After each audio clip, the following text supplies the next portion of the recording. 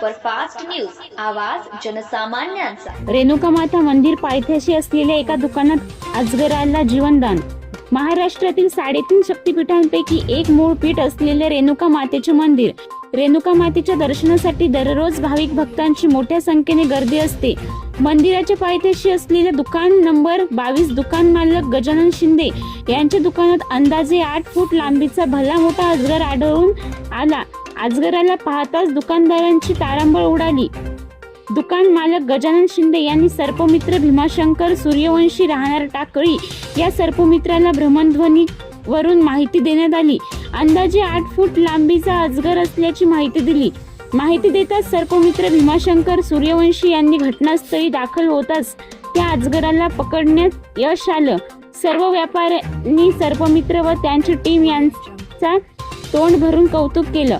सर्पमित्र भीमाशंकर सूर्यवंशी, करण सूर्यवंशी, मंगेश जोगदंड या सर्पमित्रांनी वन विभाग माहूर येथे त्या सर्पाला नेण्यात आले। यावेळी वनपाल अली सर, वनरक्षक माने सर यांना या प्रकरणाची माहिती देण्यात आली। त्यानंतर वनपाल अली सर व त्यांच्या टीमने अजगराला जंगलात सोडण्यात आले। महाराष्ट्र सुपरफास्ट न्यूजसाठी उपजिल्हा प्रतिनिधी विनोद जाधव, माहूर।